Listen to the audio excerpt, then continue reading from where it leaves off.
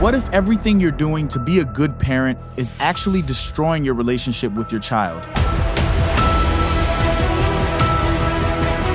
It's dinner time. Your 8-year-old is on the iPad. You say, "Put it down. It's time to eat." They don't look up. You say it again, firmer this time. They scream, "No, I hate you." And just like that, you crumble. Not because you're weak, but because somewhere along the way, you started needing your child's approval more than they needed your authority. You hand the iPad back. You apologize. You say, "Okay, just a little longer." You just chose being liked over being respected, and your child knows it. This is the sickness of modern parenting in 2026. We have become so obsessed with being liked by our children that we have forgotten our actual job description: to raise functional adults, not to win a popularity contest with a person who still believes that chocolate milk comes from brown cows. Here is the truth that will make half of you click away and the other half finally exhale. Your kids don't need to like you, they need to respect you. And those two things are not the same. So why are parents terrified of their children's disapproval? How did we get so addicted to our kids' validation that we've handed them the remote control to our emotional state? And what is the cost of raising a generation who believes that their parents exist to serve their happiness? In this video, we are going to dismantle the most dangerous myth in modern parenting. More importantly, I'm going to give you 5 specific strategies to reclaim your authority without becoming a tyrant. How to be the parent your child needs, not the friend they think they want. Let's start with how we got here, because this didn't happen by accident. Millennials and Gen Z parents grew up in a specific cultural moment. We were raised by boomers and Gen Xers who had one primary parenting strategy: because I said so. We were told to be seen and not heard. We were spanked. We were sent to our rooms. We were ruled by fear and authority that often felt arbitrary and occasionally cruel. And we swore we would never do that to our kids. So we overcorrected hard. We said, "I want my child to feel heard." That's good. But somewhere along the way, heard turned into obeyed. We said, "I want to have a close relationship with my child." That's good. But close turned into peer. We stopped being the parent and started being the best friend. Here is where it gets dangerous. We confused respect with fear, so we eliminated all authority. We thought that if we weren't yelling, we were doing it right. We thought that if our kid was smiling, we were winning. But here's what the research shows us. A child who is never told no isn't happy. They're anxious. According to a 2023 study published in the Journal of Child Psychology and Psychiatry, rates of childhood anxiety have increased by over 20% in the last decade, with the sharpest rise in children from permissive households. Why? Because children are neurologically wired to seek boundaries. When they don't find them, they panic. Dr. Becky Kennedy and other child psychologists have documented this extensively. Children without consistent boundaries experience what's called structural anxiety. They're constantly testing, constantly pushing, desperately searching for a wall, and finding nothing but negotiation and guilt. Think about it from their perspective. If the adults in charge are constantly bending, constantly apologizing, constantly seeking the child's approval, who's actually in charge? The answer terrifies them. No one. The most devastating shift happened around 2015 to 2020, when we started treating our children's emotional reactions as a referendum on our parenting. If they cried, we failed. If they were angry, we were too harsh.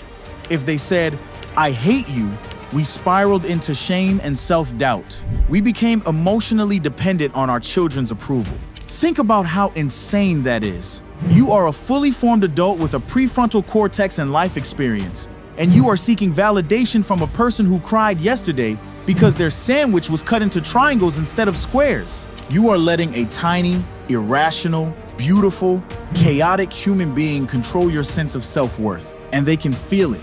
They can feel that you need them to like you. And when a child feels that kind of power, it terrifies them. Here is the psychology that the gentle parenting industrial complex gets catastrophically wrong. Children do not need you to be their friend. They need you to be their parent. And the defining feature of a parent is not that you are liked, it's that you are respected.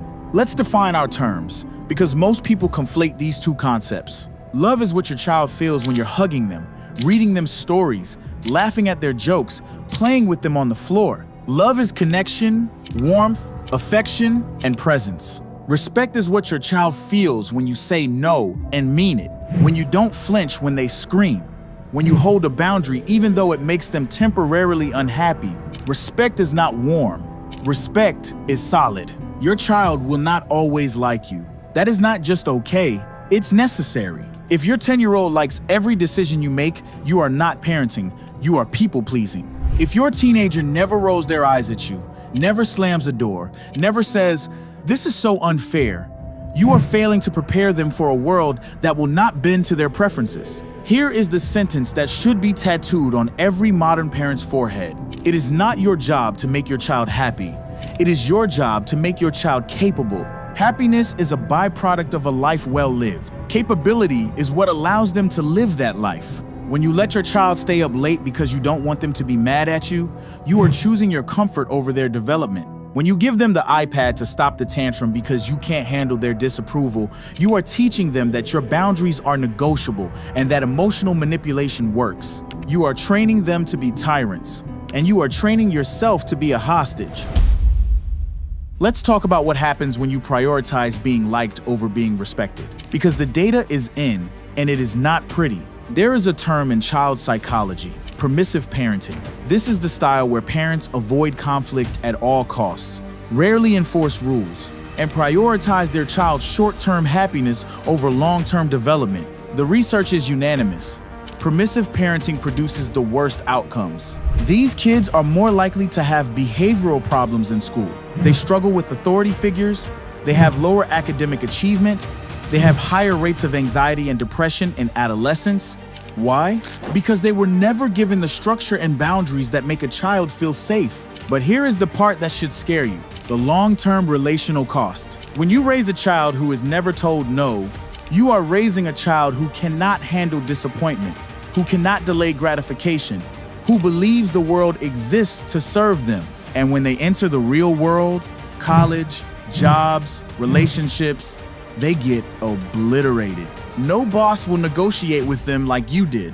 No romantic partner will tolerate the entitlement you enable. No friend group will orbit around their preferences the way you did. And then, in their 20s, they will resent you.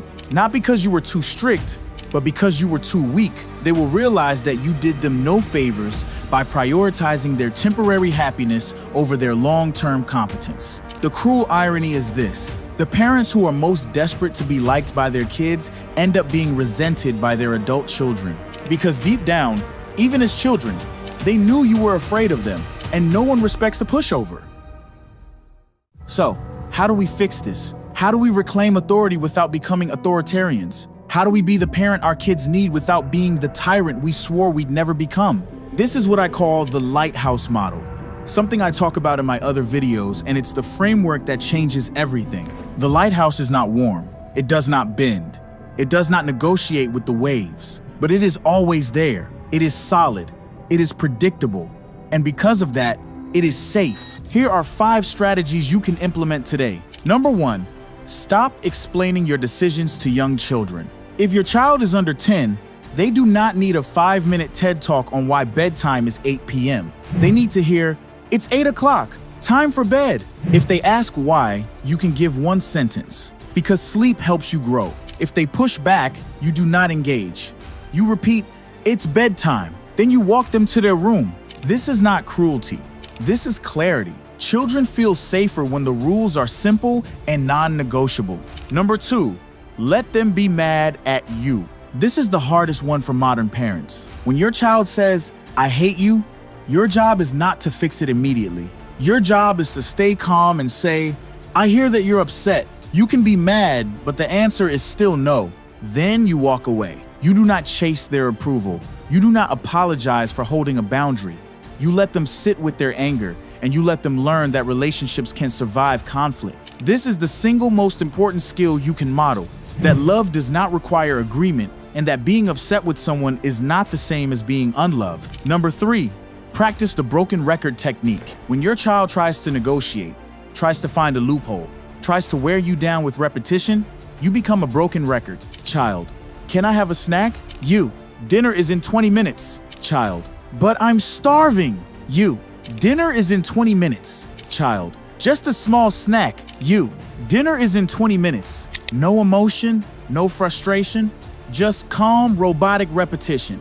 This teaches them that negotiation will not work and that your boundaries are immovable. Number 4, separate connection time from discipline time. Your child needs both warmth and structure, but they should not come from the same interaction. When you are playing with them, laughing with them, reading to them, be fully present, be warm, be fun, be the loving, connected parent. But when it's time to enforce a rule, you switch modes. You become calm, firm, and unemotional. You are the lighthouse. This teaches them that love and discipline are not opposites. They can exist simultaneously. You can love them deeply and still hold them accountable. Number 5, apologize only when you are actually wrong. If you yell at your child because you had a bad day at work, apologize. That is your fault. But if your child is upset because you wouldn't let them eat candy for breakfast, do not apologize.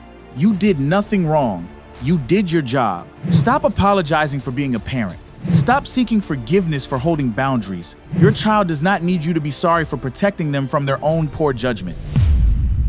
Here is what no one tells you. Your child will not thank you for this in the moment. They might not thank you for years. But one day, when they are 25, they will call you and they will say, "I get it now. I understand why you didn't let me quit when things got hard. I understand why you made me face consequences. Thank you for not being my friend. Thank you for being my parent." That phone call is worth 1,000 tantrums. The parents who are liked by their 8-year-olds are often resented by their 28-year-olds. The parents who are resented by their 8-year-olds are often deeply respected by their 28-year-olds. You are not raising a child. You are raising an adult. And adults need to know how to hear no, how to tolerate disappointment, how to respect authority, and how to function in a world that does not revolve around them. Your job is not to make them happy today. Your job is to make them capable tomorrow. We are living in a moment where an entire generation of parents is terrified of their own children. We are walking on eggshells in our own homes, desperate to avoid conflict, desperate to be liked. But our kids don't need us to be liked. They need us to be strong. They need us to be the lighthouse. They need us to be the one solid, unmovable thing in their chaotic, emotional world. Now, if you're watching this and thinking, wait, but I thought gentle parenting was supposed to fix all of this? I thought we were supposed to validate their feelings and hold space? You need to watch my video, The Gentle Parenting Scam: Why It's Making You Resent Your Kids. In that video, I expose how the entire movement went off the rails, why so many parents are now drowning in exhaustion and resentment, and what you can do to take your house back. If you're tired of feeling like a hostage in your own home, that video will change everything. The link is on your screen now. So here is your permission slip. Stop apologizing for being the parent. Stop seeking your child's approval. Stop negotiating with someone whose brain is not fully formed. Love them fiercely. Hold them often. Play with them daily. But when it's time to say no, say it and mean it. And do not move, because one day they will thank you for it.